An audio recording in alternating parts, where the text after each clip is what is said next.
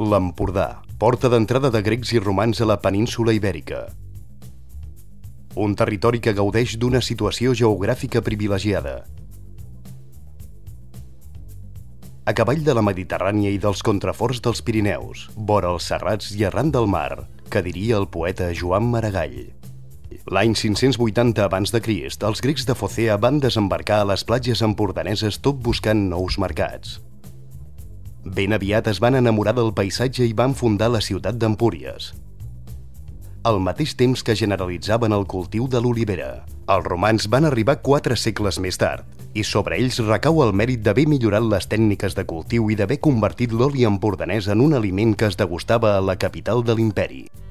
Des de llavors, esforç, qualitat i tradició són els factors que defineixen tot el procés productiu de l'oli d'oliva verge extra de l'Empordà.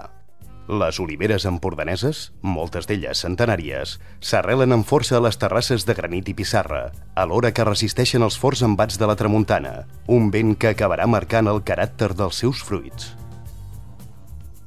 A l'octubre comença el delicat procés que ha de permetre, mesos més tard, la degustació de l'apreciat líquid daurat. La recollida es pot fer de forma manual, fent ús d'estris tradicionals com el parxó o el raspall, o amb màquines. Les sacsejadores agafen el tronc de l'olivera i el fan moure en cura per tal que els fruits caiguin sobre la xarxa que s'estén a terra. Ara toca transportar les olives cap al trull. Els tractors arriben als trulls ben carregats i dipositen els fruits a la tolva de recepció. D'aquí passen a la màquina ventadora, que separa les olives de les branques i les fulles. Després d'això es netegen, es pesen i es classifiquen. Amb les olives a punt, comença la molturació. Consisteix en aixafar les olives per obtenir una pasta que es manté a temperatura controlada. La centrifugadora horitzontal separa l'oli de la resta de components de l'oliva.